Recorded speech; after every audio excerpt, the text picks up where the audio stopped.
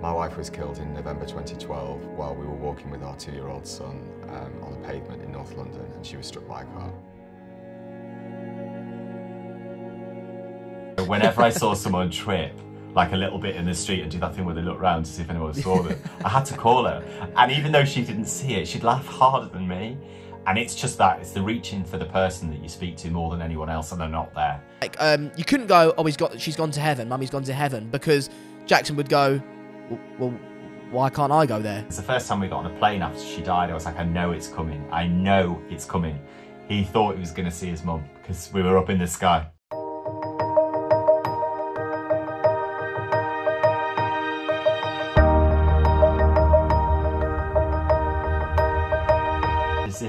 There's this milestone that says you've made it, and you can start again, and you have started again. Become the person, more like the person I was before, but hopefully a tiny bit more mature and a bit more purpose in my life.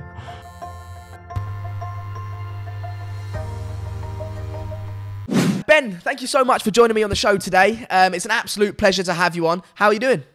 I'm good, actually. I'm good today.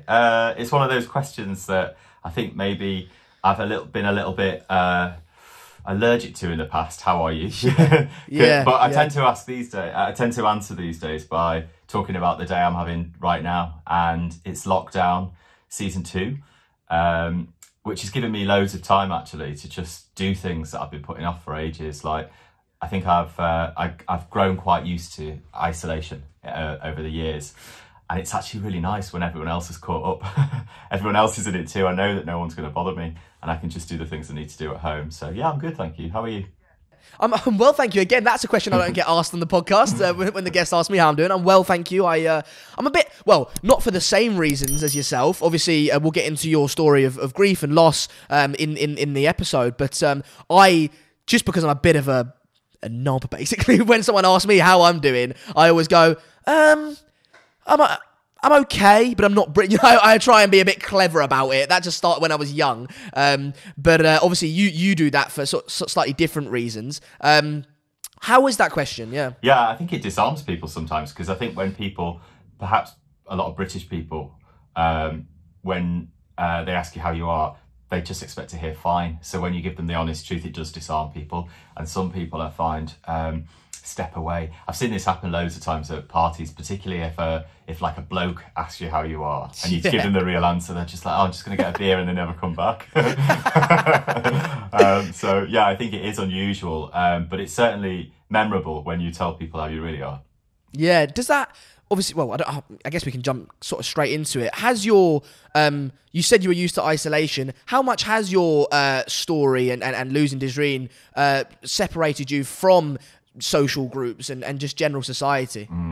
Well, if I go back to the beginning, my wife was killed when we were both 33. She just turned 33, and we had a 2-year-old at the time. He's now 10 now, and so yeah, I mean, I think having a very young child is like quite isolating anyway, even if you're in a partnership. I think when you're alone, when you're suddenly a single parent, or whether you've you've been a single parent from the start of parenthood, it is quite isolating. There's a lot of time essentially alone, because a baby, a toddler, it's not exactly adult company.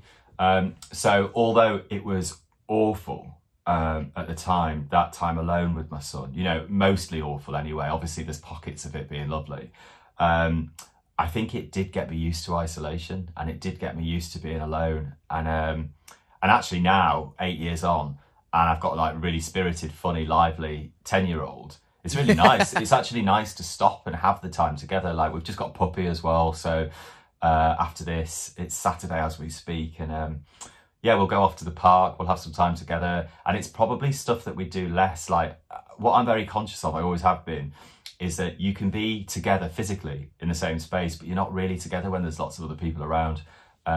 So sometimes it's just nice to just be us. Yeah, I was going to say, has the losing of Jackson's mum and your wife, has that brought you and Jackson closer together?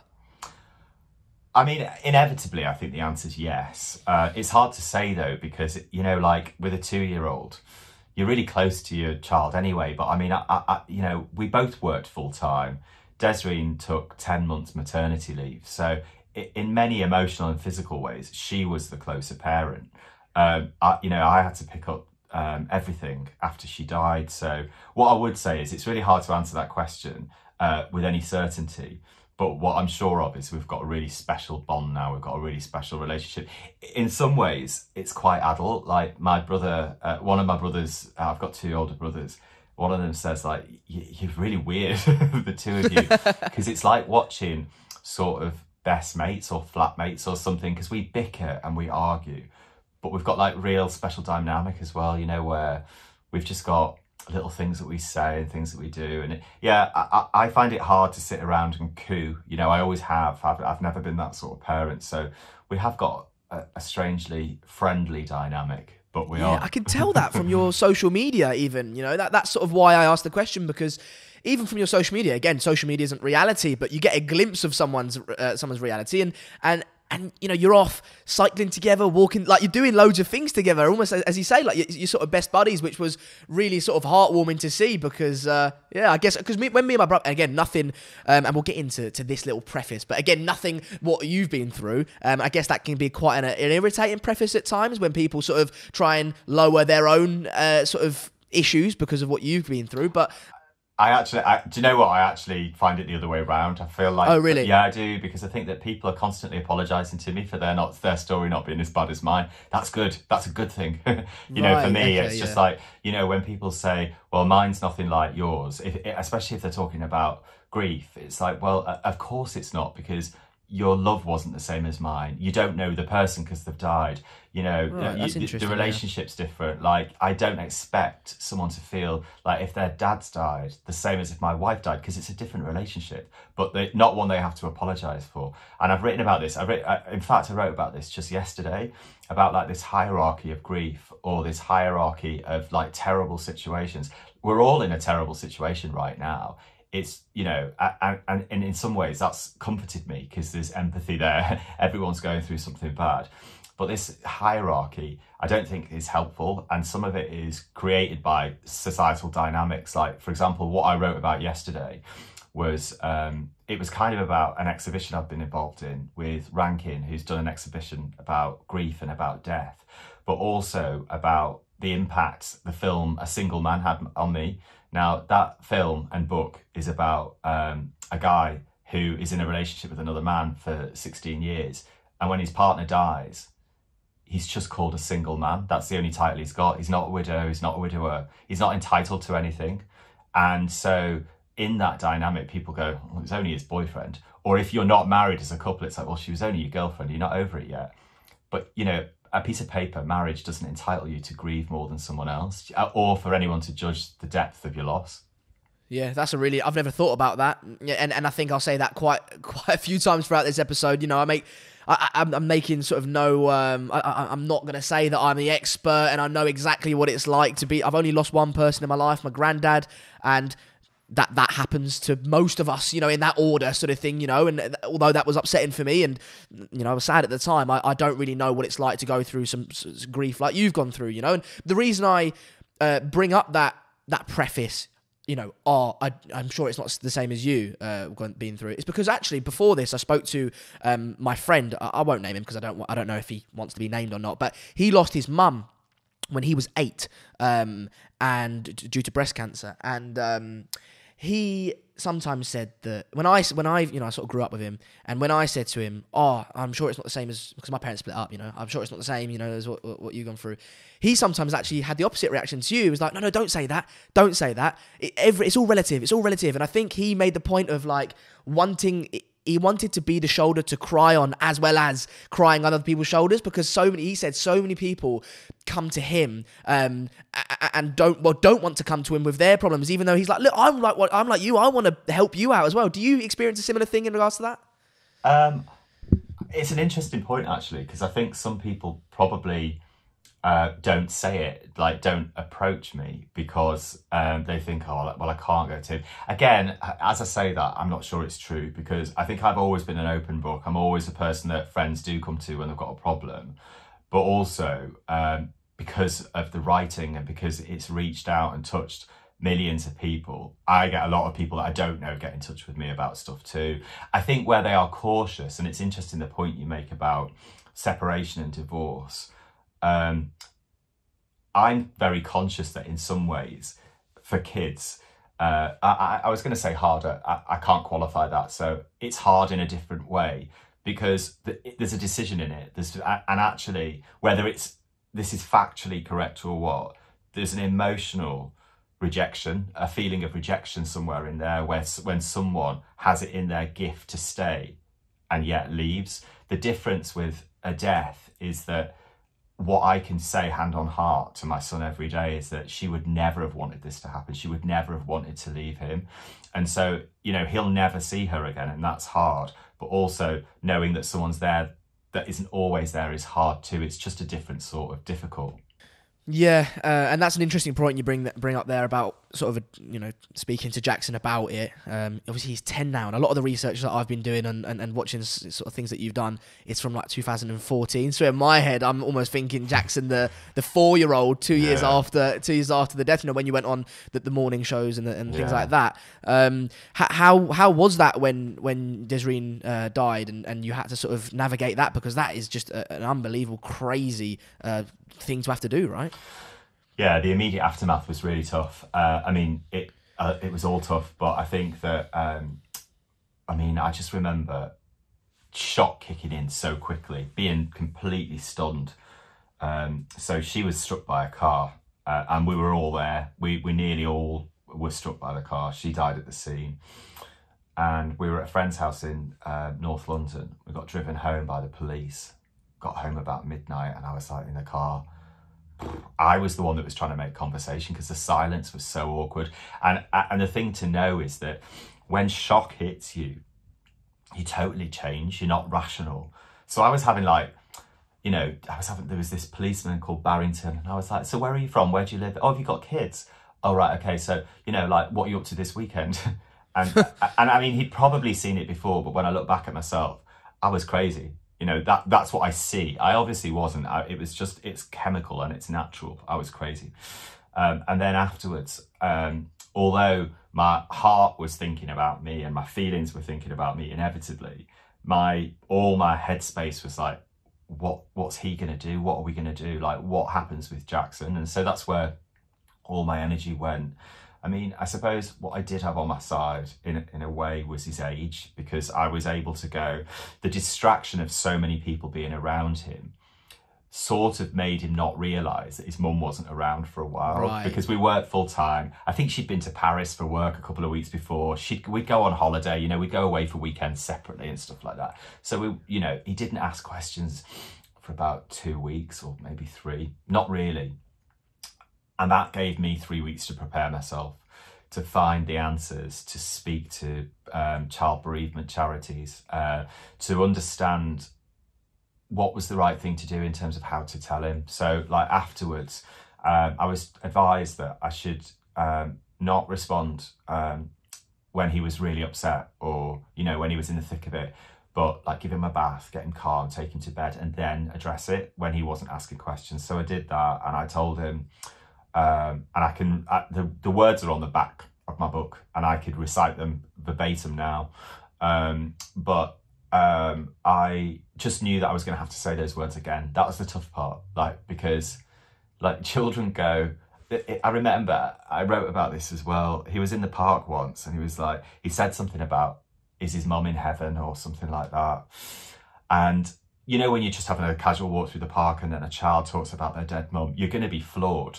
But then in a split second, he went, oh, there's a squirrel, and just ran off. And that's how kids' brains operate at that age. So I was like, okay, I've told him, but I may as well have just told him about how the electoral college system works in America. He's still going to have to ask me again at some point. And so it's been reiteration. And last night, he, like you said, he's 10 now, but he said something about, about whether his mum, if mummy could come back, something. And I said to him, but she can't though, because it's important that he knows that. And he said, don't say that. And I went, no, but Jackson, she can't. He goes, I don't want you to say that anymore. So even now, 8 years on, at 10 years old, he still doesn't want to believe that he's never going to see her again. None of us do, but I think the difference with the adulthood is that gradually you come to maybe not accept, but just acknowledge that that is the truth of the situation.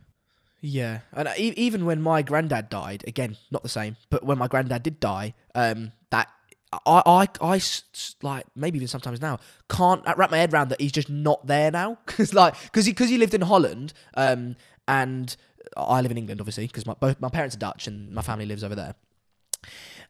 He wasn't in my day-to-day life anyway, so it's almost like I just couldn't wrap my head around that he just wasn't there. I don't know if you had a similar.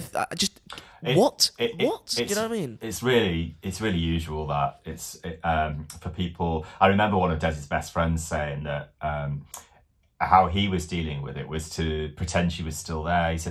He said to me, because Des was like my sort of monthly or 2 monthly treat. He said, so as long as I just go, well, it's just been a bit longer, then I'm all right. And actually, that is the benefit of distance or a more remote relationship. And I think that's where the key difference is. It doesn't necessarily matter who the person is; it's how integral they are to your life. And when, you know, I didn't think about this for a long time. I don't think I had the heart to think about it. But the hardest thing I can't say it's the hardest thing. It's not true. But I think that one of the things that impacted me the most was we'd speak about 8 times a day. Des was really, really immature, and she really liked slapstick comedy. And so whenever I saw someone trip like a little bit in the street and do that thing where they look around to see if anyone saw them, I had to call her. And even though she didn't see it, she'd laugh harder than me. And it's just that, it's the reaching for the person that you speak to more than anyone else, and they're not there. And when I have to make big decisions on behalf of Jackson, which you have to do all the time with kids, I never realised just how many decisions there are to make. The only person that can make them now is me. I can ask for other people's advice, but it's on me. And that's really tough. It's really hard. As you say, with parenting, do you ever think about what would Desreen do in this situation? What would she think if I made this decision? What would she think if they made that decision? Does that go through your head? Yeah, it does kind of inevitably, but ultimately I have to make the decisions that I'm comfortable with now, and I can't live my life through someone else's voice I can't be sure of. What I did recently, I've just changed Jackson's school, and I spoke to her best friend about it. They've been best friends forever, and I said, the thing is, I know that the only thing we talked about in terms of Jackson's education was doing the opposite of what I'm thinking of doing now. I was basically trying to move him to a better school, and she went, do you not think she would have changed her mind? She changed everything all the time. And she was like, one of life's biggest upgraders. Do you not think she would have been with you on this? And I was like, yeah. But that's when I realised that sometimes you just need you need some advice from other people. You know, one of my best friends says to me all the time, he goes, you know, if I ask him his opinion, he goes, I can't believe you just asked me. He says, you never ask me. And he says, and even if you did, you never listen. He says, you're the person that makes every decision on your own. But I think as time passes by, you know, I suppose what her friends and family have got over me is the 25 years before I met her, you know, knowing her that much, which is why it's really important that they're in Jackson's life, because he can ask them questions that I could never answer. And it's lovely as well, you know, because he gets to find out what she was like when she was a kid. You know, I don't think Jackson ever believes I was a kid. We watched a Charles Dickens film the other day, and he was asking me probably what we asked our parents, like what it was like back then. And to me, I'm somewhere between about 17 and 27 in my head, and I'm like, are you taking the piss? Like, you can ask my dad that, but I'm always doing that thing that makes you uncool as a parent by going, I'm cool. Does he think you're cool? No, not at all. Not at all. No, I think he probably did for about 10 minutes when he was 6, but you know, he thinks I'm great. And I've been called the best dad ever already today, but that's only because like a new camouflage coloured PS4 controller came through the post, you know. Yeah. He'll be telling me he can't find it later. yeah. I think there's actually a red one that I quite like the look of, Dad. It's actually better than the camouflage. The camouflage one is so well camouflaged, I can't find it, Dad. Exactly. And I'm conscious because we've already, I think we're 15 minutes into this already, and we've talked about Jackson for how long? 10 minutes of that? 15 minutes, maybe 15 minutes of that? But you're grieving as well. You are grieving. You've gone through that whole story. How does that feel when, people ask you, how's Jackson? And is your mind the same? And how does that affect your grieving sort of process? Well, actually, I can hear the question playing out. And I think pretty much everyone I've ever spoken to, all my friends and family, ask me how I am first. And then they say, and how's Jackson? Which is, I'm really lucky in terms of my relationships with people. I've got really close male friends that have, one, always been pretty open, and two, nearly all of them have experienced grief, too much grief in some instances. I've got quite a big family, got, a good group of friends. And in the beginning, I was so exhausted from talking about grief all the time, and actually from talking about myself, that that's part of why I started the blog. When people would ask how I am, I'd just go and read the blog. Or actually what it did do, one of my friends said to me when I started, he said, I'm so proud of you, and I said, I so admire what you're doing, but I'm worried that people aren't going to ask you how you are because they'll think they know because of what you've written. I just said good, because I'm so sick of talking about it.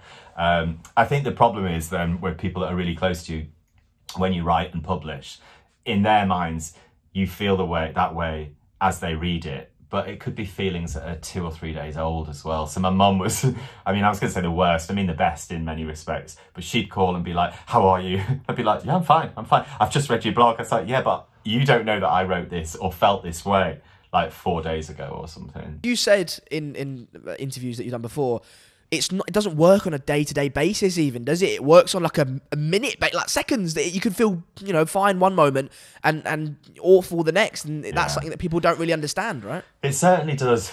In my experience in the early stages, and those early stages, actually, it's not like chronological. Those early stages can be like a week, they can be 5 years. I think that things come along and floor you, like, I don't know, this is an example. So I remember she used to love The Holiday, the Christmas film, right? And we'd watch it and we'd be like, it's the cheesiest film ever, but there's just something quite addictive about it. And I think a few weeks before she died, I'd seen that scene where it becomes clear that Jude Law's character's widowed and he's got these 2 little girls on his own. And I used to be like, yeah, this is killing me. Yeah. So when it, like, a few weeks after she died, it came on, and I was watching it with my mother-in-law, and I was sat there going, this is going to be triggering. It's going to trigger me. I started to feel, like the last time I saw this, we watched it together. So it triggered me in that sense. But then the Jude Law scene came up, and I was like, whatever. Because I just thought, it's not actually happening to you. And it's really weird, because like a song can come on, and you're floored. But something that people all go, I can see it when it's going to happen. We're watching a film together. In fact, I seem to remember my mum was maybe there as well. She just sort of looked across the room going, oh no, that scene's coming up, that scene's coming up. Take Ben out of the room, and I'm looking over going, it's not real, is it? I'm fine. So I think it's just like, you turn all of these expectations of what it could be and should be inside out, because it's just yours and it's personal. And it's really hard to judge when it's going to come or how it's going to come. Yeah. Go on. No, and so I was just going to finish that point by saying that that's where I think communication is really key. And that it's not necessarily verbal communication, but, helping people understand when's the time to come close and when's the time to just go away, because it is really hard to help grieving people. It's really important to be patient with them, but it can be really hard as well, because, what they say they want and what they want the next day is the same as how they feel one day and the next. It's unpredictable. Yeah. I was going to say, how do you help a grieving person, really? I think you said, didn't you say, I think it was a a list that you put in your book I that did. really helped you from a charity. Could you talk to us a little bit about that and what that did for you? Yeah, in fact, I'll read. Go on. I know what it is, so I'll read you a couple of the points out because it might be helpful. So I found this list because loads of people were getting in touch with me and saying, let me know if there's anything I can do to help. And I hated that line. And the reason why was because I felt like, although the intention was good, all the responsibility and creativity was on me. So if you really want to help someone, the easiest way to do it is to just help them. But if you say to them, actually, I'd like to help you, but first of all, I need a list of 10 things to choose from that I can do, and then I'll see how it fits in. I'm like, fuck off. Yeah. I can't be bothered. I've got a 2-year-old to raise and I feel like shit. Yeah. So I found a resource that knew that and said, here's a list of things to do that, so it was intended for the people that were trying to support young widow people.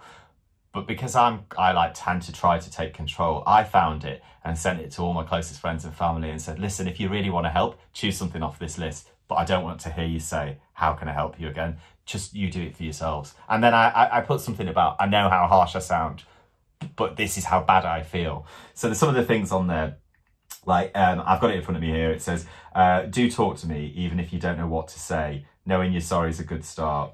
Do listen. It can be more important than what you say. Sometimes I need to know. I need to know that I'm heard. And then it says, don't say things like, you'll always marry again, you're still young. Don't phone and just say, let me know if I can help, and leave it at that. So there's about 20, 30 things to do here. And it's from a charity called Care for the Family.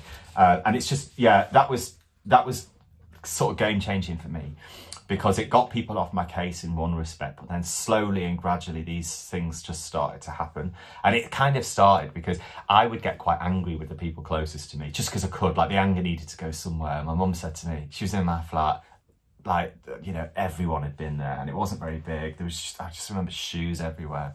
And I was like, and I said, she goes, I just wish there's something I could do. And I went, you could clean the bathroom, like, because everyone's using it and it's still my job. Or mop the floor. There's so many things you can do. Make me food. Just do something. Yeah, but I think everybody probably wants, what everyone's really trying to do is make it all better. That's never going to happen again. It's just do some little things, because they all add up to big things, and grand gestures, they can be quite disappointing for the person that's delivering the grand gesture, because the person that's receiving the gesture still doesn't feel much better. So it's just, I think it's the little things. And actually, I think the biggest little thing for me was people just coming around to play with Jackson, because he was obsessed with trains, loved Thomas the Tank Engine. I just didn't have the energy for it anymore. No. I always find that so baffling that when someone dies, the people around them, there's so many things that they've got to do. Like, they've got to, even just go down to the funeral itself, always baffled me. I mean, my granddad planned his funeral because he was sort of dying, and we knew he was going to die, and he knew he was going to die. So that was baffling, by the way. I was sitting there in my grandparents' living room where they'd only ever lived in one house and I was used to it. And he's sitting there planning his funeral, and it just spun my head. I just couldn't get how someone could be picking out the coffin. And it was quite funny. He was quite money conscious, and he sort of he went, not too expensive. Let's keep it reasonable, please. Little things you can see even on his sort of last moments. You can see his own personality coming out. Anyway, you just really relive little things like that. Don't you? How old were you when it happened? I was 16, and I was going through quite a tough. So 16, you're in your peak teenage phase, right? And my home life with my mum wasn't going so great at the time, and it just spun my head. It just absolutely just got to me. But I always find that baffling that the people around them have to do so many things. Yeah, I think it's really hard as well. The reason I ask about your age is because I don't think it really matters who dies the first time you experience death. It's flooring, because it's the first time that you ever realise that you're mortal. That it's going to happen. And I had quite a lot of death quite young, but it was when I was about 22, I think, and one of my friends, a close friend from work, died, and she literally just died. She just dropped dead one night. She just stopped living. There wasn't a thing like Des being killed by a car. And that was when, and I suffered really badly from that, even though we weren't like crazy close.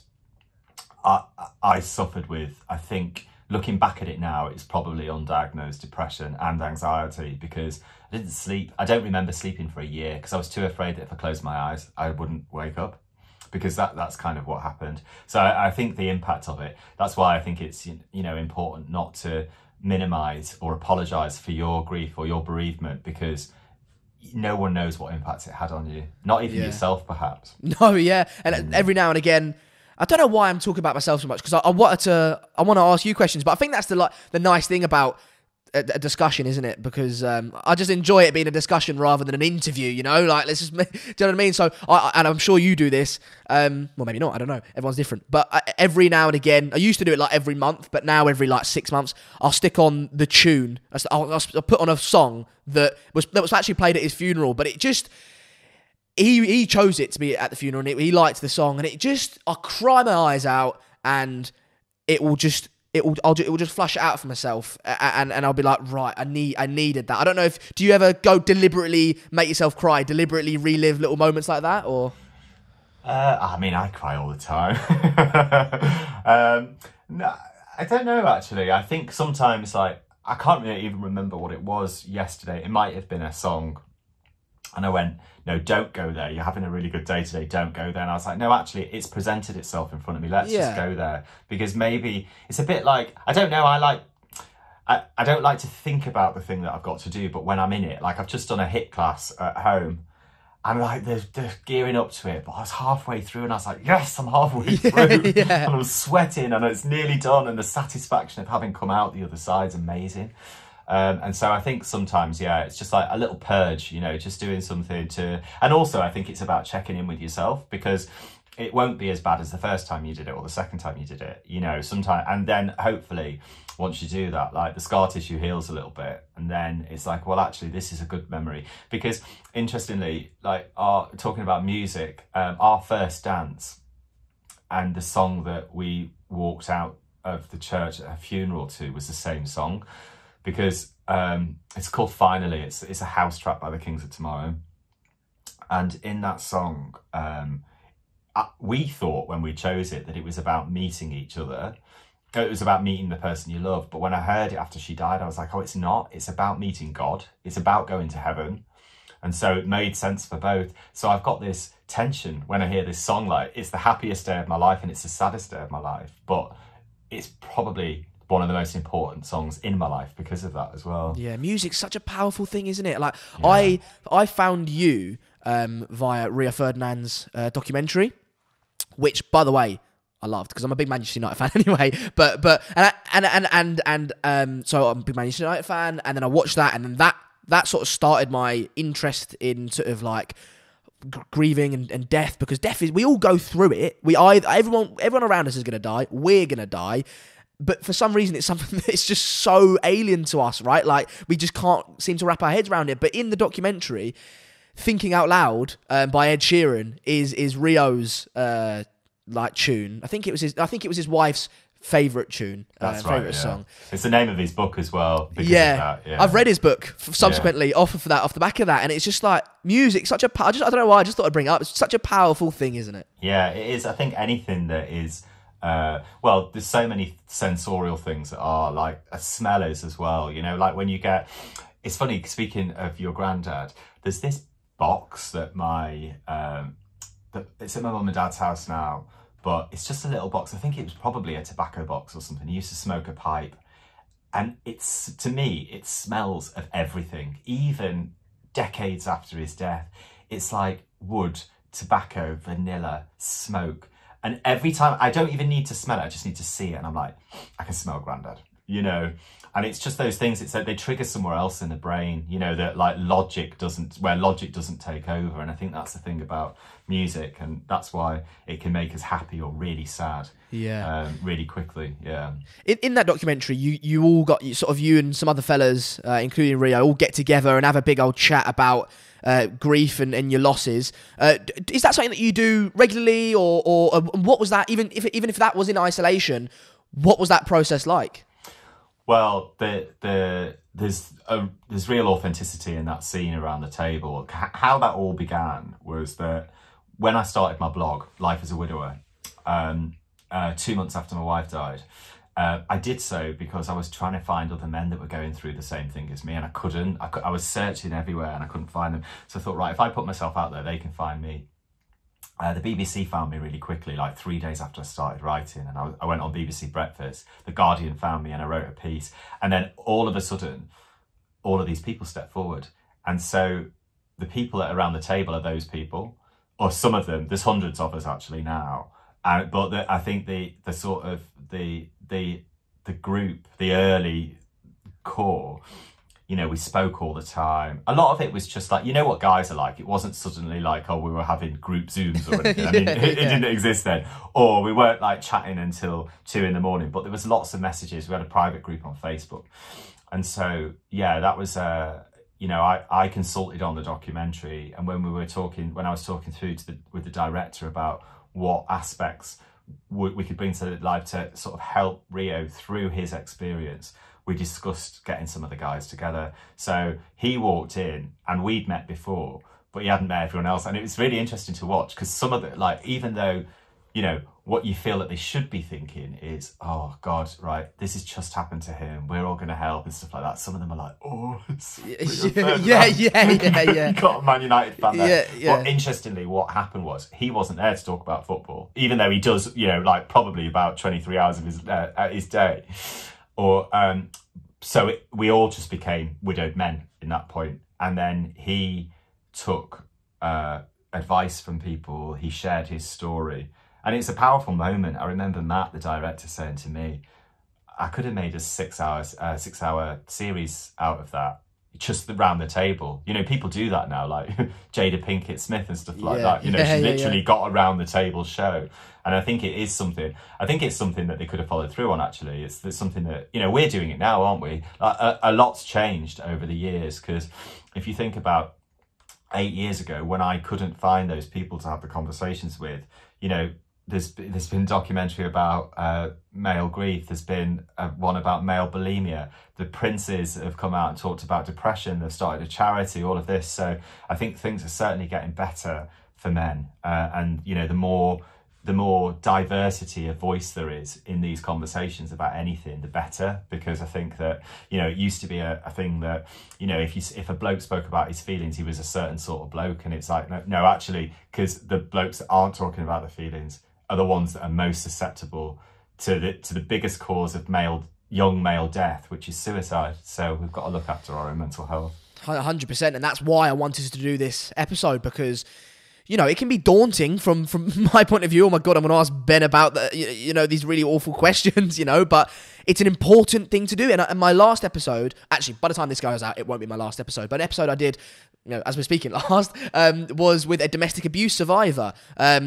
You know, same thing. Like, really difficult for me to ask the questions, but it's what needs to happen for people to understand grief and domestic abuse and how we can prevent it, or obviously can't prevent grief, but deal with it. And there's a thing that I saw on YouTube was, I don't know how much you agree with this, you can't move on from grief, you move forward with it, or something like that. Would you agree with that statement? Yeah, I think I broadly, yes, I do. I think that the notion of moving on suggests that it's something that you can park somewhere in history. It stays with you like every relationship does. So, you know, it's not just your granddad's death that has stayed with you, it's his life. And it's the missing of his life, and it's the missing of him. So it's that we're talking about people here. We're not talking about losing a pair of sunglasses. Yeah, you move on, you buy another pair, and you're like, they look crap anyway. So I think that, yeah, it's learning to adapt to it, move with it, and I guess embrace it.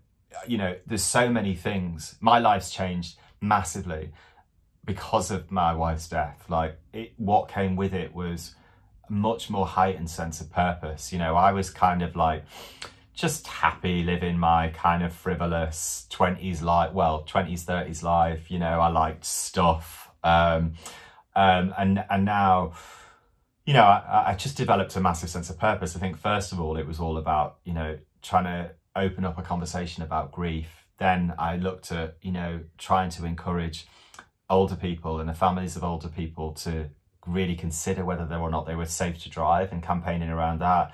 And then more recently, I'm a diversity and inclusion consultant now, and that's driven by the fact that I want the world of work for my son as a mixed race child to be better than it is now. I want it to be more inclusive. I want it to be more equal. And I don't want him to walk into a room as he has done before and go, where are all the black people? Because I want them to be there. Yeah. Well, if we start with that then, and then work our way back to things like the campaigning for the drivers. Obviously, Desreen was black. Your son is mixed race. What are some of the issues that you've had with that? Because I know you've spoken about that quite a bit as well. I mean, it's a tricky one, actually, because before this year, if someone had said, what are the issues with that? I'd be like, well, I don't really know what you mean, because he's just my son, other people might see a white guy and a mixed race child walking down the street, but he's just my son. So it's the same issues as anything else, but it's been really heightened in 2020 because of the murder of George Floyd and the conversation around Black Lives Matter. And yeah, we have, and also, I've never kept the truth from him. And I've always tried to, in the most age-appropriate way, explain the world around him. And he's always asked questions about it as well. So I think it's like finding ways and interventions to talk about what society's really like. So we do talk openly about it. And this year we've been asked to speak more publicly about it. So I've done talks about raising mixed race children or being a mixed family. I did a piece for the BBC about that as well. Jackson did it as well, and he talked about his experience.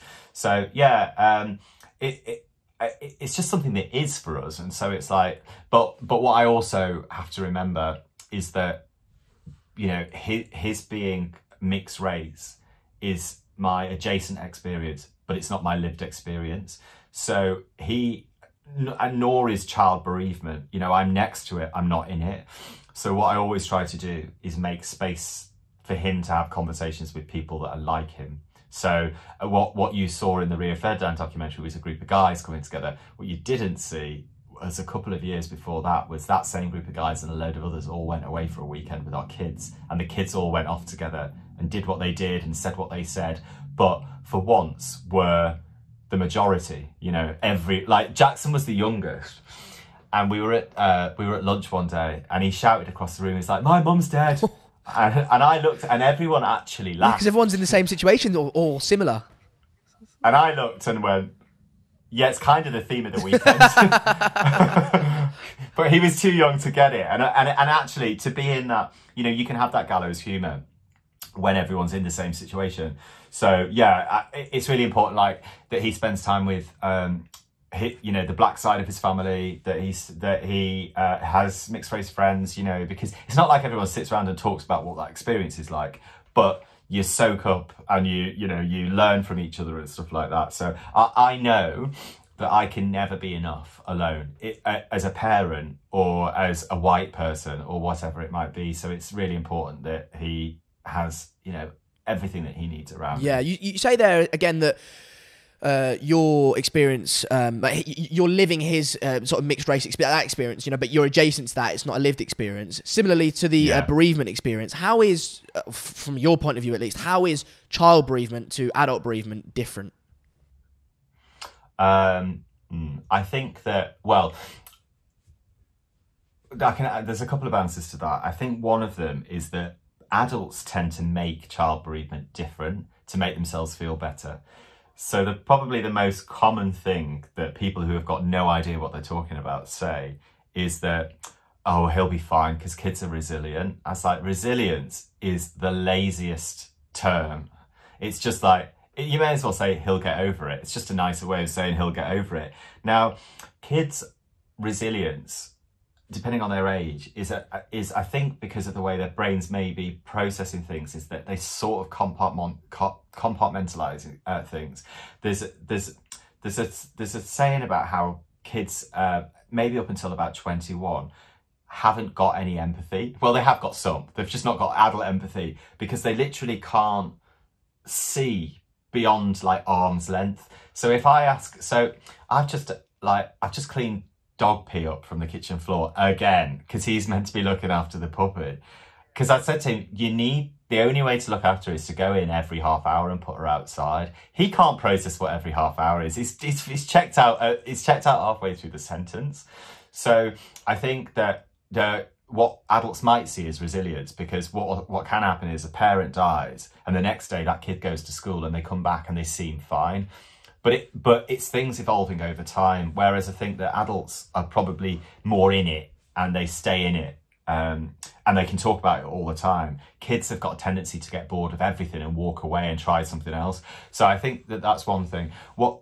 It's a huge problem though. As we speak right now, it's Children's Grief Awareness Week in the UK. And I support that each year. We did more on it last year. Jackson and I had this idea for a crowdsourced book that was called Lost for Words, where we were looking for a theme, because I work with all of these children's bereavement charities as like a network. And we had this theme of Lost for Words, how sometimes adults and children can't find the words for grief. And it reminded me of something. When Jackson was really little and we weren't together, he'd text me from like one of his grandparents' phones, but because he couldn't write, because he was so little, he'd just send me loads of emojis. And I used to think it was just really cute until I started to notice patterns in it and think, oh, he's actually telling me a little story here. And that made me have this idea for this book, where I was like, well, actually, what people need to understand is when they think of child bereavement, you don't know what age they're thinking of. So actually, for some kids, they haven't got the words, because they can't write or speak yet, but they still feel.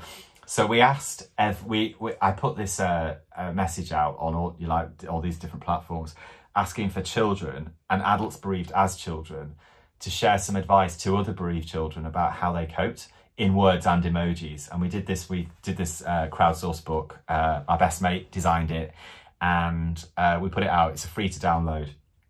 And it just explains what grief is actually like for children, by children. And it's been really helpful. It's been translated into Italian. It's been out in Canada. Italian emojis. Lots of yeah. Don't know what they say. Yeah. And it's loads of hospices and hospitals and stuff like that have used it, because there aren't tons of resources. There aren't tons of like real world resources for kids, because what happens is publishers will put out books about badgers who have died and bears who have died and all of this stuff that's really oblique and isn't the honest, true reflection. What I needed was to find another 33-year-old man that had gone through the same thing, and I did. What a kid needs is that same thing. And it's something that we sort of talk about in the diversity and inclusion industry as well. It's like everyone needs to see themselves in the same situation, or in a situation to aspire to, which is why it's really important for kids to find other kids. I think for adults, it's I don't know. You can't generalize about any of it. This is the thing. There is no such thing as just like adult grief and kids grief. Yeah. There's just so many layers to it. I remember you saying in one of these videos was that explaining to Jackson was just so difficult especially when he was that young, because you were saying like you couldn't go, oh, she's gone to heaven, mummy's gone to heaven, because Jackson would go, well, why can't I go there? Where can I not go there? Do you know what I mean? And then you couldn't even go, mummy's gone to a better place, because what place is better than without me, right? So how? Yeah, I just. Well, exactly that. Well, I know you're a Manchester United fan, and actually, what I did say was, if I tell him she's gone to heaven, I may as well say she's gone to Manchester. Because he's going to go. And actually, probably people at nursery and stuff did tell him we go to heaven, because the first time we got on a plane after she died, I was like, I know it's coming. He thought he was going to see his mum because we were up in the sky. Yeah. And he asked. I just used different words. I asked everyone that cared for him not to talk about God, not to talk about heaven, not to talk about sky, to just tell the truth. Things slip in. If you allow other people to look after your child, then other people's beliefs are going to creep in. But I was pretty strict about it, just to make sure he wasn't confused. Yeah, one of the most heartbreaking. I was babysitting this one time, and this little girl, she was like 2 or 3, and so just like babbling. Well, could speak, but not very well. And her dad had died when she was like 3 months. And again, this is probably not a bad thing, but just the way they did it. She literally went. We went, oh, what your parents up to? What mummy, daddy up to? And mummy and Steve, or whatever his name was, the partner at the time. And she went, mummy and Steve are dancing, and daddy's in the sky. And because I was with my girlfriend at the time, I didn't want to let her know that daddy being in the sky was a bad thing or something to be upset about. But I cried. Well, I had to take myself off because I was like, I don't want that to be because she said it. So, yeah, daddy's in the sky. And I was like, okay, yep. Right, I said to my girlfriend, I'm going to go off now because I couldn't cope with it because it just gets to me. But yeah, again, I don't know why I'm sharing that anecdote, but it was just so sad to me. Yeah, and I guess, sometimes, so the sister of a good friend of mine, her husband died this year, and I went to see her over the summer, and her daughters were there. And it was actually quite nice because I could do the opposite of what you explained. Like, I could go in and say, I've got a little boy whose mummy died as well. And we sat round, and they were only little, but we sat and had breakfast and we talked about it. Now, probably kids don't get that very, very often. But what that does, like, inch by inch, is give them permission to talk about it. Like, because if someone goes, and actually maybe that's what we all need to get better at. Because, if everyone leaves the room, then a kid's going to be like, well, what's wrong? What have I said wrong? And then they're going to go into themselves. So I think, I think probably, going back to the earlier question about what it was like for me at the beginning, dealing with Jackson as well, was like, that was me realising that I really needed to step up. I didn't need to man up, like society said, like, oh, what's wrong with you? Still sad. I needed to step up for him. I needed to go, like, what does he really need? Really interrogate and look at, like, what the societal norms were and go, that's not normal. It might be a norm, but it's not normal. It's not right for now. It's a little bit Victorian. Yeah. I just, as you said, I probably should have stayed there, but I just, in my head, Megan, my girlfriend, was there, and I was like, I just don't want her to associate Daddy in the Sky with sadness and crying. I want it to be something that's open, and even this is me at the time, probably before I was researching yourself and was properly conscious of it. But I just felt so. I was just like, and you will know this better than anyone, but I was just like, I just feel so bad for obviously for the little girl and her mum, but for the dad, because I was like, I'm here with this little girl. This shouldn't be me. I shouldn't be here babysitting this little girl, because it should be him. The dad should be there seeing her little girl doing this, and that's what got me as well. Like, yeah. But I suppose one way, like, I mean, this is the benefit of hindsight, but how someone could deal with that now, if that happened, is like to let her see your tears and go, that makes me really sad, because I'd like to be with him tonight. It'd be really nice to meet him. Do you know what I mean? And then for her to go, oh, okay, yeah, so it's okay to be sad. And like, this person's sad and they're an adult, so they've just told me that that's okay, because kids are looking for permission from adults. Like, even if they're being intolerable and pushing the boundaries, that they're asking what the boundaries are. Like, that's what they're inherently doing all the time. So, like, sometimes, it's happened a couple of times this week. I've taken Jackson to school and he's been like a nightmare in the morning, and I'm starting my working day all fired up, and then I think, you know what? He just needed me to be as stern as I was today, to know that that's not acceptable.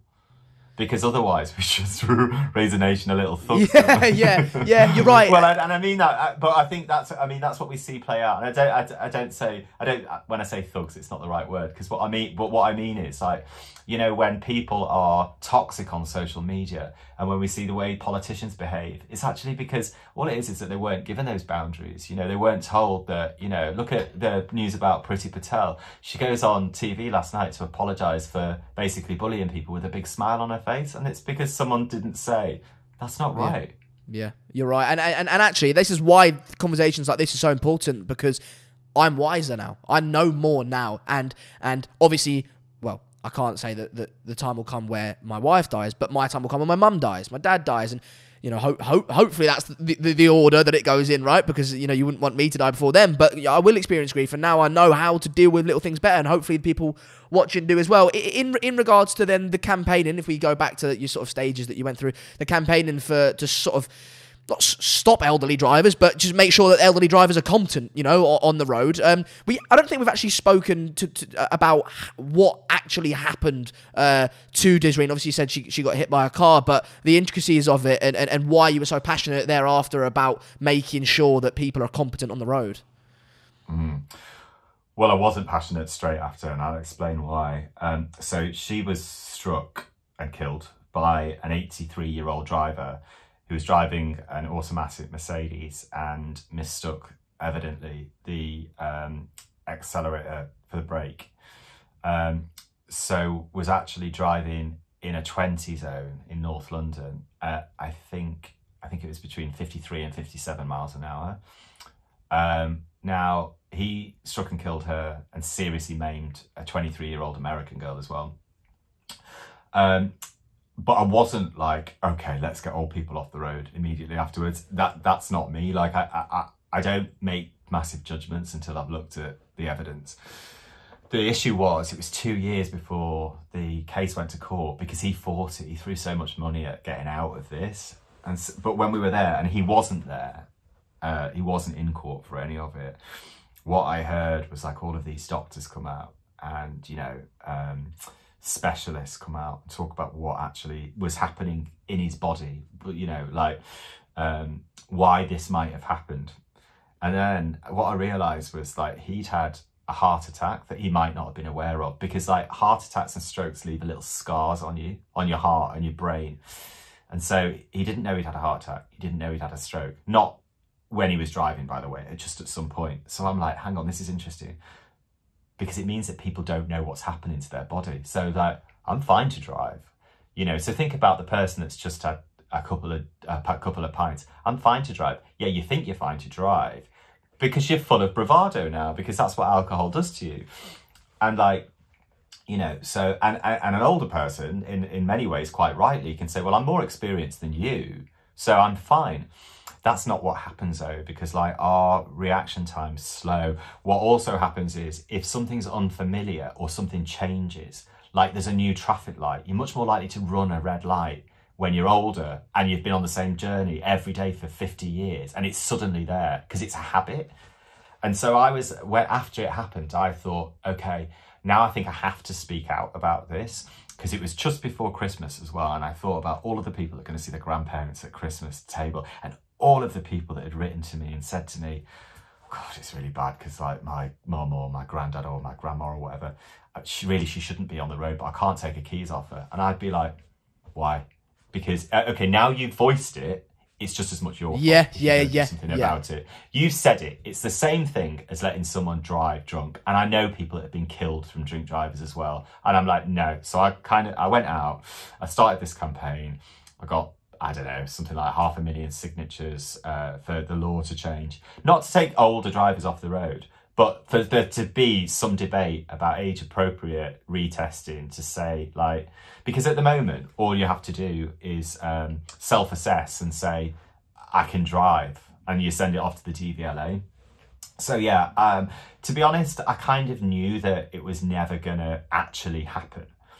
But like, I worked in PR at the time, and what I do know is that a good campaign that can start a good conversation is as good as is as good as the law changing, because the amount of people that said, right, I've done it, they've been told, they've taken the keys off, or actually even more meaningful, older people, like people in their 70s and 80s saying, I've heard you, I've seen you, and I've made up my mind myself. So yeah, that was I mean, I suppose what I got from writing about grief was probably about 99% love, bit of racism.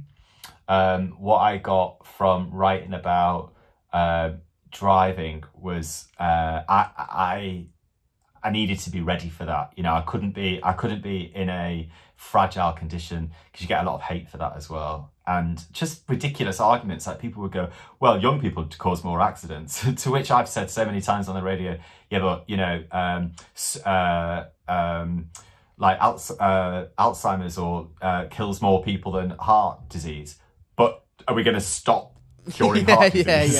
You know, is that how we do? Is it that binary? Or can we actually have a nuanced conversation and sit in the middle? And no one can. This is a problem that we have really broadly in the way social media is involved. It's left and right. It's black and white. There's no room in the middle for like intelligent conversation. And that's what I wanted to have. Even if I ruffled some feathers, didn't really care. Still don't. Yeah. How do you feel about that fella now? I don't feel any differently to how I ever did from day one, I don't think, because, actually day two. So we went to the coroner's office, and he'd written me a letter. The guy, basically, yeah. They basically gone, you know, for the benefit of anyone listening to this, basically gone like that from a piece of paper, ripped a scrap of paper off, written, I think he'd written in blue biro as well, which my mum was always like, you don't mean it if you write it. And yeah, it basically a letter that indicated that he just felt really sorry for himself, and then for the next 2 years made our lives hell by just fighting it. So I feel I feel entirely indifferent towards him. It didn't matter that he went to jail for me. You know, like he was 85 or 86 by then. I knew it wasn't going to make any difference to anyone, him going to jail. It wasn't what I wanted. I just think people sometimes just need to acknowledge the impact they've had on something, rather than try and run away from it or cover it with lies or mistruths or whatever. And I just think that people that can't stand up and say, yeah, I caused this damage, like, what can I do now? Or whatever it might be, try to help. He at every turn just tried to do the opposite of help. And so, you know, I can't even be bothered to waste my time resenting it. But I just think, when I think of him, I feel indifferent, because I just think that to me, he's not like, there's been no decency in anything that he's done. You know, what I guess, you know, when I've looked at, you've got a couple of responses to things in life. I think when things go wrong, you can take some sort of action to try to make things better for people, or you can sit and do nothing. He sat and did nothing. He's not made any impact. He's not made any life better for anyone. No, yeah, wow. What, in my head, I'm thinking, what a knob, and more. She died in November, wasn't it? And I've heard you talk about anniversaries and things like that before. Christmas, obviously, as we speak, isn't far off. What was that first Christmas like, and subsequent anniversaries and birthdays, and you know? I don't know. I think for anyone that's going through it now, or that does over the next few weeks, in some ways the first isn't the worst, because you're sort of in it, and there's a solidarity. If you're fortunate enough to have people around you, there's a solidarity in grief. And I think that first time, I've even heard people, I think I published a guest post on my blog where someone said they missed the aftermath of the grief of their best friend, because everyone comes together. You know, like some days, I don't know if you've ever been snowed in or something and no one can go to work. It seems weird now because no one goes to work anyway. But like, if you're snowed in and everyone actually goes to the pub, it's kind of a bit like that. It's like we'll all just get together. We'll all just, so there's something really beautiful about it. And in some cultures, you know, if you think about Judaism, for example, like you know, when people actually come together and mourn together, there's something really beautiful about that. So I don't think the first is necessarily the worst. I think it's the following ones. It's when you don't expect them to be so bad. I mean, the thing is with anniversaries, after someone's died, like this, it's day one's an anniversary. It's been 2 days. It's been a week. You're constantly counting. It's been 3 months, and you can see that pattern on my blog. I've got blogs called like 1 month, 3 months, 6 months, 12 months, and actually they're the ones that people have commented on the most, because I think people go looking for that stuff to go, how am I meant to feel today? And they all just like list how exactly I felt on that particular day.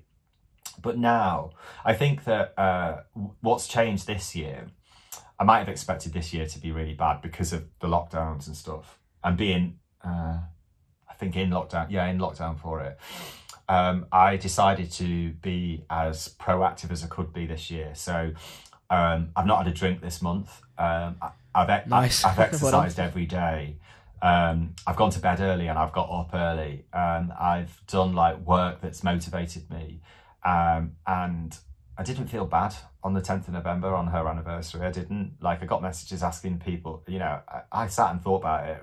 I spoke to Jackson about it, but I didn't cry that day or anything like that. And I didn't wake up going, today's going to be terrible. Because I think what I might have done in the past is go, oh God, it's the 10th next week. So, you know, I'm just going to, I'm going to drink towards it as well. Yeah. And then you just feel worse anyway.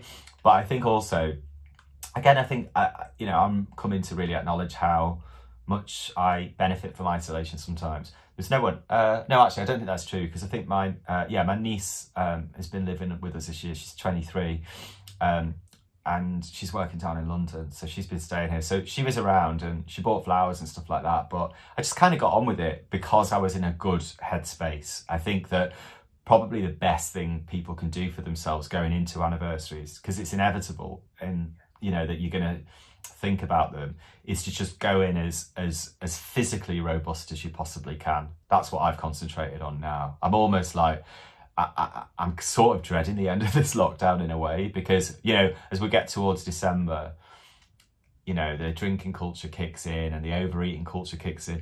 I think the thing for me is that one of the reasons, going back to the conversation around music before, November's a very evocative month, because I can smell the experience. Like, I can smell the smoke from fireworks. I can hear the fireworks. The clocks change just before. It's cold, it's dark, it's wet. It's all the things it was on that night. So if you imagine that night was really cold, pitch black, sirens everywhere, fireworks going off, the smell of smoke every year. I can't go, do you know what, I'm just going to avoid it this year. You can't avoid it. And I thought this year, oh, come on, there can't be any bonfire nights. Surely people have got better things. Mate, there was loads. Surely people have got better things to do than spend the money on than explosives, you know, like, jeez. So yeah, it was there, but I'm actually, I don't say this very often, but I'm quite proud of myself this year, because I've just gone into it differently, and I've just gone, I'm going to see if I can take a bit of control over myself rather than letting it control me. Definitely, and that was another question I had. Are there days? Basically, what I wanted to ask was, how, like, constant is the grieving? Is there ever a moment where you're not grieving still? 8 years on. Definitely no. There wasn't before. I mean, there wasn't a second. Like, for every breath that I took in and breathed out, there was, there was a thought of Desiree, or there was a thought of pain and sadness and sorrow. Yeah, I mean, the biggest compliment that people can pay me without really realising they do it is to go, oh God, I never would have known that had happened. Because I think, okay, good, so that's gone, because before I couldn't get through the first sentence without telling someone what had happened. I used to get on the underground and be like, can you not tell this has happened?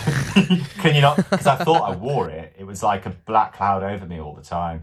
So yeah, now I don't even know.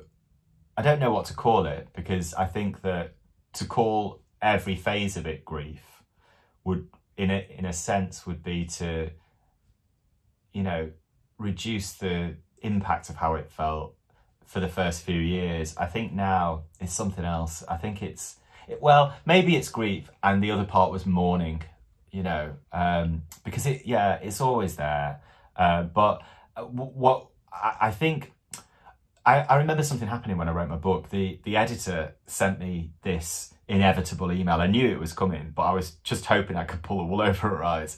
She said, it's a really nice first draft, but I was hoping to get to know Desiree better. Now, I hadn't really written her because I couldn't. It was the most painful thing I could do. So I could write about the pain I was going through, because I was going through it, couldn't feel any worse. But I couldn't write about the happy stuff because it was too painful. Now I've come full circle. So now I could sit and have a conversation all about her. Someone asked me a few years ago on TV what she was like, and I couldn't answer the question. I went, oh yeah, she's really funny. But I couldn't go into the intricacies. I could now, because I can be more celebratory of it. And actually, I think maybe just like my emotions and my neural pathways have expanded to go, no, you're okay now, you can handle this. So, yeah. You were saying before about how kids sort of go off and do their own thing, and it's almost like an adult's almost always ready to talk about it, more so than a child, whereas a child they have slithers of moments. What I quite liked about that Rio thing was that he had like a massive like cola bottle or something like that, and every single time they felt like writing something about their mummy and putting it in there, they could do just as a memory. And that links to two things. One, did you do any little things like that you wouldn't think of as someone who hasn't gone through it? And two, how do you try and keep Desreen alive in her memory, you know? Yeah, I think like bereavement charities usually call those like memory jars. It doesn't really matter what the vessel is. His was a big Coke bottle. Sometimes it's a box. So what I always say is that we've got a memory box that we put stuff in. We actually don't, because that suggests it's something physical. I always intend for it to be one day, but I think we have a fairly open box of memories. So, and this is what Jackson contributed to this book that we put out last year. And I got a Facebook alert yesterday from a year on, because he was interviewed on Sky News and Channel 5, and he did a piece of news around that. And because I was in it, I mean, like physically in it, but also my mind was so in it. I didn't step back to acknowledge how incredible he was. He was 9 years old. What a man. He went on TV and he talked about his mum's death, but with a smile on his face, and he made everyone laugh, and totally humiliated me live on TV. Like, he got everything, and he was amazing.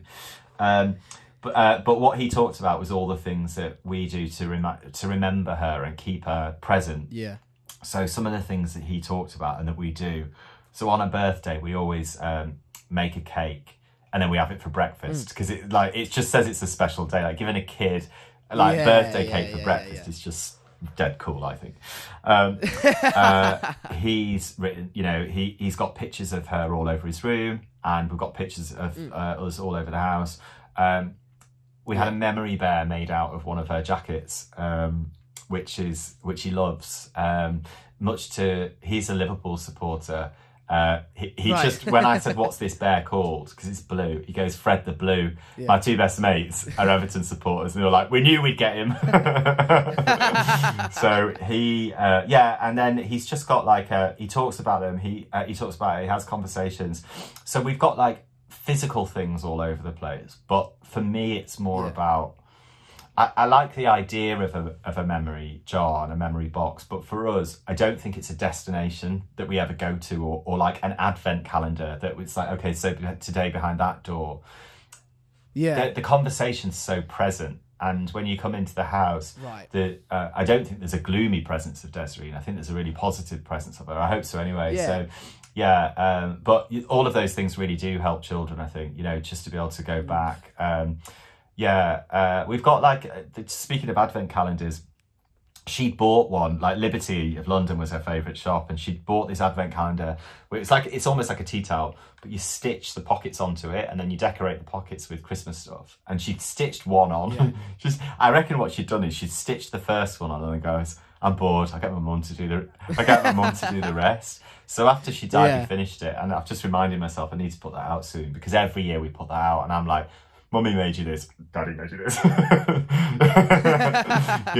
Mummy bought you this, Daddy made you this. It's just, we've got all of those things everywhere. But yeah, definitely, I think what can be really helpful for kids is when they learn a new memory, because bear in mind, they might not have any of their own. But when they learn one from someone else, they're going to be like, oh, okay, so Mummy's favourite colour was such and such. It feels like their own memory at times, though, doesn't it? There is a thing called acquired memory as well, and the ethics around that are somewhat questionable. Yeah, but what I've learned or come to realise over the years, like my granddad, one of my granddads died when I was 4, but to me his memory is really vivid. And I think that's not because I've got like an excellent memory, but because he was so present in my childhood in the conversation that I think they're my memories. And so who cares? Because, if a child's comforted by that, then let them be their memories, Exactly. Yeah, and my girlfriend always does that, not with grief, but she always does that with like, oh, I remember what I was wearing when I was 2 on a Thursday. And I was like, Megan, you don't know what you were wearing on you don't know. Because, I do. I go, no, you've seen the photos that your parents took of you on that day, so therefore you think that you... But yeah, and as you say, though, what different, like, if it comforts them, so right it should. And it's something that, in regards to comforting, and we'll wrap it up because I know we've been going for a bit of time, and you've got Jackson and the pup and things like that. My grandma, I don't know if Sheeran was buried or cremated. My granddad was buried right up. He owned this football club, or he was part of the board of this big amateur football club, and he's literally buried right opposite there. And she goes every week, does the flowers, all this sort of stuff, because they were together since they were 16, and she's 72 or something like that now. But she does say she still goes, but she says it doesn't bring her the comfort or just whatever she was looking for. It doesn't bring her that, really. I don't know what your feelings are in regards to the grave and whether you go regularly. No, I feel the same. It's beautiful, like where she's buried. She's buried actually near parents, which is in who live in Hampshire. The headstone's beautiful. Like I chose the stone. Like I got someone to. In fact, there's an inscription on it which I've got tattooed on my chest, which was it's like a family monogram. It's our 3 initials, Jackson's as well, because he was there. It's on my chest. It's on a gravestone. It's on the wedding invite. It's gorgeous. But I go down there and I'm like, okay, so I've come this way, and all I want to do now is turn around. And actually, like on birthdays and anniversaries and stuff, I know that our parents go down and take flowers to the grave, but I put them in the house because it gives us another opportunity for Jackson to acknowledge what's happening that day. Yeah. They better have cost 30 quid anyway. So why are you going to just let them die in the rain? So yeah, it doesn't bring me comfort. I go, and when Jackson goes to stay with his grandparents, he goes too. But yeah, the thing is, we all find our own comfort in our own ways. Some people need that destination. I think I to some degree find mine in my own home. Even though we didn't live here together, we've got a lot of stuff. We've got a lot of knickknacks and bits and bobs that were ours, that were hers. So yeah, I get that comfort, and I get it in Jackson as well. I don't need that. I think some people that are quite alone, so like elderly people, where my grandma doesn't have anyone really. Well, she does. She has because obviously my mum lives in England, but she obviously lives in Holland. My grandma in the Netherlands, and so my grandma has my auntie, her son, so her grandson, who looks a little bit like Jackson actually. But again, day to day, you're on your own really, aren't you? And so she goes, but yeah, I feel so bad for my grandma because I feel bad for you. I feel bad for everyone that has to go through something like that. But obviously, I just can't fathom it. Right, together since he was 16, and then he worked all his life. He was a truck driver at the beginning, then he was a taxi driver, and then he just retired, and he'd been retired for like 2, and he worked extra long so that he saved enough money so that they could both go on like holidays galore and spend the next 15 years until they're 85 or whatever doing what they want to do and just chilling. And then at 70 he dies, and just how shit is that? Shit. How shit? Do you know what I mean? That's So why shit. I think that and one of the things I talked about in this interview that I did for this exhibition with Rankin, like he asked me if I was scared of death, and I thought about it for a minute, and I went, you know what, I'm not, because I've embraced it. What I'm scared of is not living. That's been the thing this year when I've actually gone, God, we haven't gone anywhere, we haven't done anything. It's like a year slightly unlived, even though I am quite comfortable in the isolation. I do feel like probably that there's a sense of group grief or mourning this year because people have missed their own lives. You can sort of grieve for yourself as well sometimes. It doesn't need, grief is actually just a reaction to loss. It doesn't need to be death, and I think that's what people are going through. Also, I think that, going back to the gravestone for a second, I don't know if you've seen Ricky Gervais's Afterlife, but you reminded me. I wanted to ask you about that, Ben. I think they portray that so well. The woman that goes to sit with her husband, ostensibly to sit with her husband every day.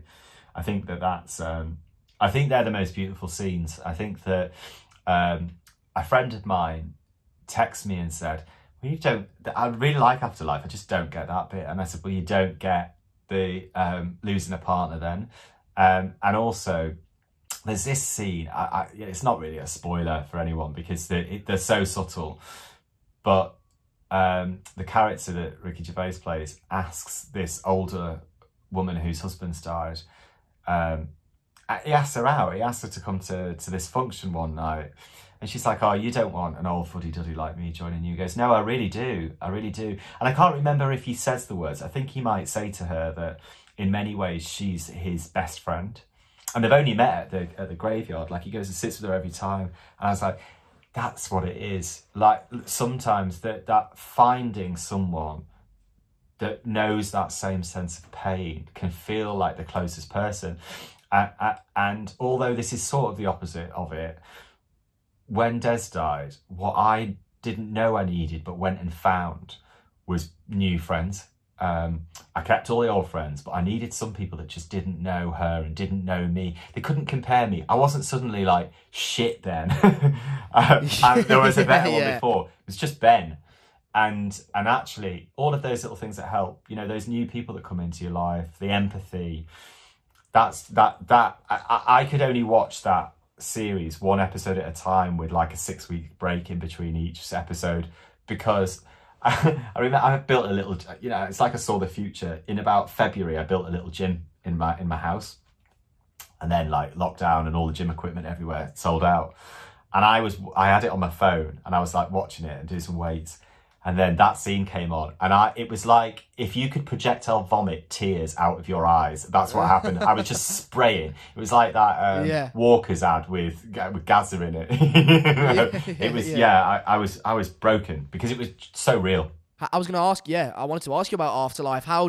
What was your viewing experience of that? Like, what did you make of it? As you say, that bits in particular got to you. Is there any other bits that you particularly enjoyed, or, you know, whatever? I just wanted to ask you about Afterlife. Yeah. I think the things that resonated the most, it's funny, you know, it's funny. It's very dark. And I love how he interjects the really dark moments with some incredibly dark humour. And language as well. Like, he doesn't hold back. There's the bit, we know the bit where he goes, There's like a bit in episode 1 of series 1, a bit of episode 1 of series 2, and kind of the same thing happens, but different extremes of age. One's with a boy and one's with a really old woman. But it's his reaction to it. So it's his inability to be able to see what's in front of him and know that there's this incredible woman in this potential relationship, but he's not ready, and he can't let himself be happy. That there's, you know, how he feels like completely worthless, but his dog really needs him. And so he stays around for his dog, you know, like... Was that Jackson a little bit? You know, I'm not saying Jackson's a dog, but do you know what I mean? Like, he was can that... be quite feral. But you know what I mean? Was Jackson that to you a little bit, that reason, that why? Yeah, I mean, I never had any thoughts of, you know, trying to stop the pain in such an extreme a way as is articulated in that. But of course, yeah, he's a reason. He was the main reason. Now I've got the dog as well. There's just so much truth in it. What baffled me, because I wanted to try and take some time to sit down and write a treatment for something, like maybe write a series. Then I turned that on, and I remember getting my pen and paper out one day. I was like, today's the day. And then it popped up on Netflix. I was like, well, there's no point now. It's been written. But what I couldn't get my head around was that he hadn't gone through it. Like, he writes. He writes like someone. He must be trying to imagine how awful it would be to lose the wife that he loves. And I think because he's got such a vivid imagination, and he's able to take it. What he does, it's kind of the same thing that happens in Catastrophe. Both comedies take it as far as is usually acceptable, and then they go through it and take it even further. And that's what he does, I think. So I think that's what's incredible about it. It's like, okay, let's think about how bad this person could feel, and let's exaggerate it. And I think that's what grief is. I think for people that haven't gone through it, it's like, imagine how the worst you could ever feel, and then smash through that, and it's worse. Yeah, well, I think we'll end it on that note, because that's quite a poignant note. Yeah. But look here, you know, you're not consumed at least. It seems like you're not consumed by your grief and sadness and all this sort of stuff. You live your day-to-day life. You'll have your sad moments and you know, your grief or mourn or whatever we agreed the term was. But you know, I think that's the point, isn't it? That there is there's not light at the end of it. Well, I don't know. Would you say there's light at the end of the tunnel? Well, I just don't think there isn't an end of a tunnel. That's the thing. That's going back to the point that it never ends. It's just that there is still life. You know, and I can say that. I think for some people, it's harder because, like, if you're getting towards the end of your life and you've just lost the person that's been in it for 50 years, it's really different. Like, where do you go next? You know, you know, my friend's parents, whose husbands or wives have died, in some ways it's worse for them because they'll say, oh, it's worse for you because we had 50 years. I'll be like, yeah, but you don't know anything else. You know, I was still young enough not to be able to move on, as in inverted commas, as we talked about before, but to be able to go, okay, like actually when I turned 40, which I was dreading, it was a massive relief because I was like, okay, there's this milestone that says you've made it and you can start again, and you have started again, and you do different things. I think if I'd stayed in the same place, kept the same career, not moved house, you know, if I'd not changed anything, that would have been harder. But I think, you know, I've been able to make changes and actually just become more like the person I was before, but hopefully a tiny bit more mature and a bit more purpose in my life. Yeah, well, Ben, thank you so much for coming on the show, mate. I hope you enjoyed it. Is that, I did. I was just thinking about it then as we were wrapping up. I was thinking, I've done these before where I've actually hated them, and I wish I hadn't done them because it's brought a load of stuff up, but it's been really nice. It's nice to meet you, and it's been a good chat. Yeah.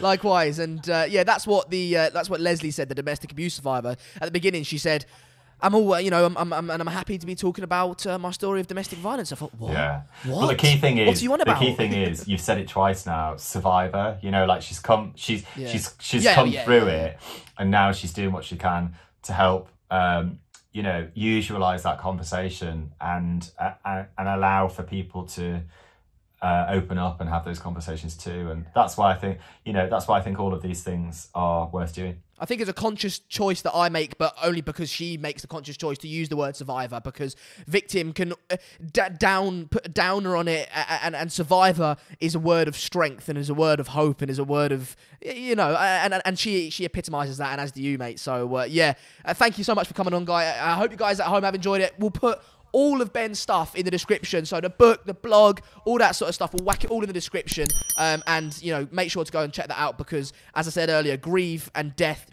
will happen to everyone, every single one of us, so we'll all need it at some point. So I hope you guys have enjoyed it, and we'll see you in the next episode. Ta-da.